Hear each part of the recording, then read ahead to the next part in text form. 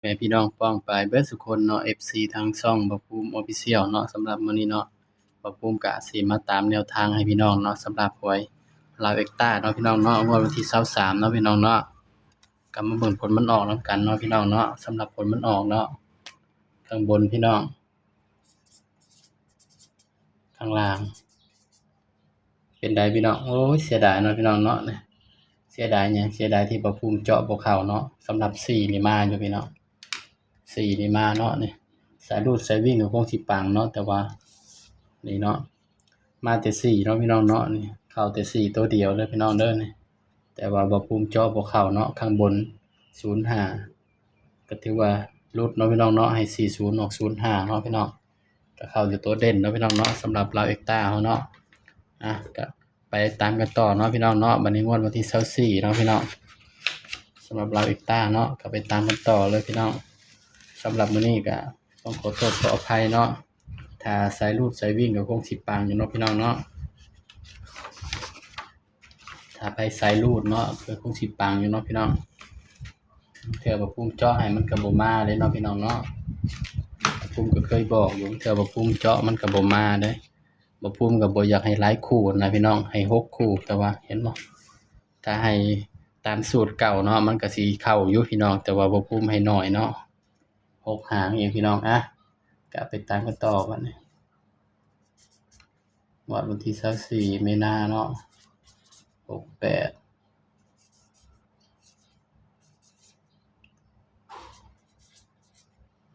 บ่ภูมิก็มาเฮ็ดงาน3มื้อแล้วพี่น้องแล้วก็เป็นเช้านั่นก็ไปเข้าต่ออีกเนาะ4มื้อ3คืนพู้นแหล้วพี่น้องเอ้ยยังบ่ได้กลับห้องเลยนี่ถ้าบ่ภูมิกลับห้องก็บ่ได้อัดคลิปแบบนี้เนาะพี่น้องเนาะอันนี้บ่ภูมิยังบ่ได้กลับห้องเลยพี่น้องเอ้ยมื้อเช้านี่ก็วิ่งมือเอากระดาษเนาะพี่น้องกระดาษเบิดเนาะเดี๋ยว FC สิรอแนวทางเนาะบ่ภูมิก็เลยต้องวิ่งรถมือเอาเนาะกระดาษบ่ภูมิเบิด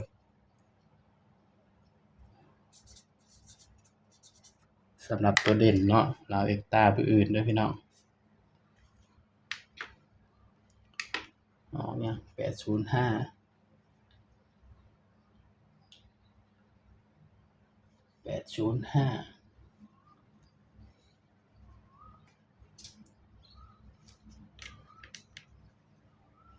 สำหรับเด่นเบอร์อื่นเด้อพี่น้องเด้อ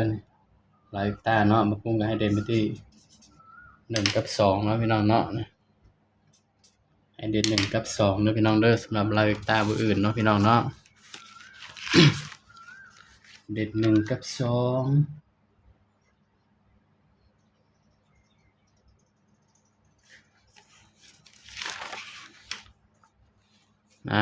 ก็มาจับคู่นำบ่ภูมิเลยพี่น้องบาดนี้ก็สิได้อยู่บ่ภูมิก็สิให้อยู่10คู่เนาะพี่น้องเนาะก็บ่หลายเนาะพี่น้องเนาะ10คู่พี่น้องว่าหลายบ่10คู่พี่น้องเข้าดีกว่าบ่เข้าเนาะพี่น้องเนาะตัวเด่นเข้าเทื่อบ่ภูมิเจาะบ่เข้าเพราะฉะนั้นบ่ภูมิก็สิให้10คู่ไปเลยพี่น้องก็มาจับคู่นำกันพี่น้อง20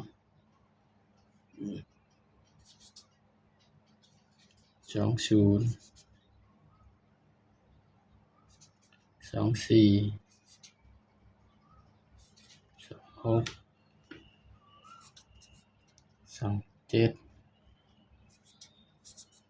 29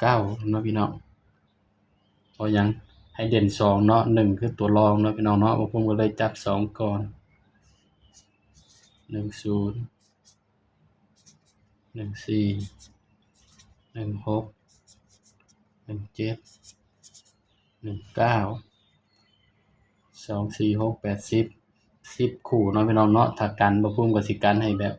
ไอ้25กับ15นั่นแหละพี่น้องกันไว้ก็เพราะว่าหยัง5มันมี2ตัวเนาะบ่ภูมิย้านมันมาอีกพี่น้องนี่เนาะอันนี้คือตัวกันเนาะพี่น้องเนาะสำหรับหวยลาวลาวเอ็กต้าเนาะพี่น้องเนาะตัวมักที่สุดก็คือ26เนาะ26กับ24เนาะที่บ่ภูมิมักเอาง่ายๆพี่น้องบ่ภูมิให้ฟันไปที่2เนาะพี่น้องเนาะนี่เนาะอันนี้คือตัวบ่ภูมิมักเนาะย้ำว่าตัวเลขก็เป็นเพียงแนวทางเด้อพี่น้องเด้อใครมักก็ตามเนาะพี่น้องเนาะบ่มักก็เลื่อนผ่านเนาะบ่ภูมิก็ให้เพื่อเป็นแนวทางเนาะพี่น้อง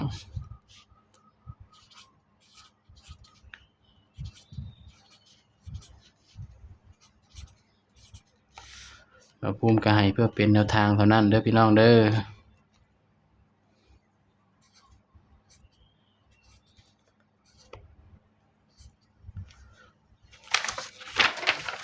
สำหรับชุด3ตัวเนาะพี่น้องเนาะ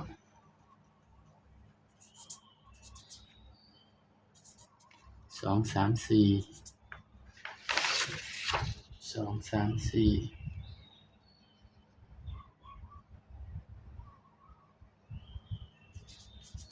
2 6 2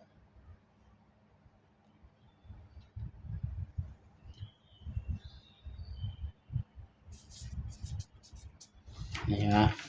นี่เนาะพี่น้องเนาะสำหรับชุด3ตัวเนาะลาวอีกตาเนาะพี่น้องไผมักตัวใดแคปได้หน้าจอไว้เด้อพี่น้องเด้อนี่สำหรับคลิปนี้เนาะบ่ภูมิก็ฝากพี่น้องกดไลค์กดแชร์กดติดตามช่องบ่ภูมิ Official นี่เด้อพี่น้องเด้อสำหรับคลิปนี้ก็ฝากไว้เพียงเท่านี้เนาะพี่น้องเนาะสบายดีครับ